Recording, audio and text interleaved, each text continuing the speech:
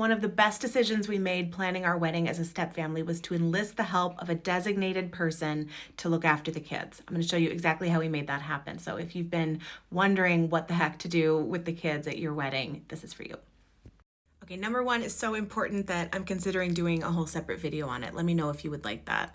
But you want to decide which parts of the festivities the kids are even going to be involved in. And obviously that can range anywhere from none at all to very integral to every stage of the wedding. Totally up to you. But assuming they're going to be there for some part of the wedding, you want to choose a trusted person. So someone you trust and someone who is known to the kids to be their point person as long as they're involved. Now, probably this will be someone who's already going to be taking part in the wedding, but ideally it's not someone who has a lot of really specific roles throughout the day, like a maid of honor or a best man.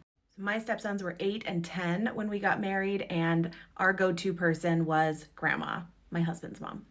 Next, you want to talk with everybody ahead of time so that they can manage their expectations for how it's all going to go down. That means communicating clearly to your appointed go-to person, just some information about the flow of the festivities so that they know what to anticipate, what the kids will need, where the kids will be throughout the wedding.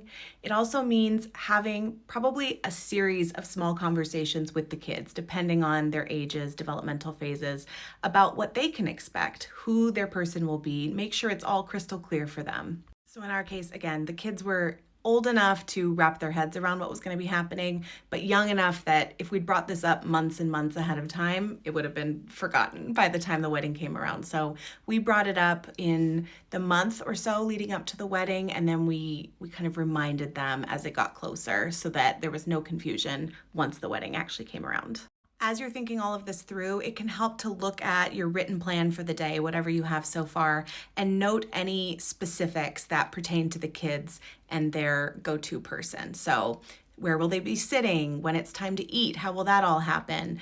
Do you need anything prepared ahead of time that person can have with them to entertain or distract the kids? Any specific needs they have? And also to think about transportation. How are they getting from point A to point B to point C, if there is one, throughout the flow of the day? So in our case, the boys joined us for the ceremony and part of the reception. They split their time with their dad, just kicking it with the wedding party and the guests, and then being directly supervised by Grandma at different points. As it got closer to bedtime, we gave them a little send-off in the reception and kicked them gently out of the party.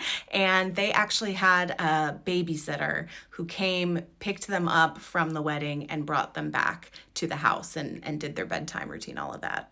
Now that plan worked pretty well for us, but this final point, I can't stress enough, have a backup plan in mind. Maybe that means appointing a backup go-to person to look after the kids. Maybe it means having some backup activities planned or some minor jobs for the kids to take on if you all find yourself with some extra time on your hands. You know, sometimes there's like waiting periods during a wedding. Point is, you know your family and your situation best, and by having a solid draft of a plan, you will be way ahead of the game.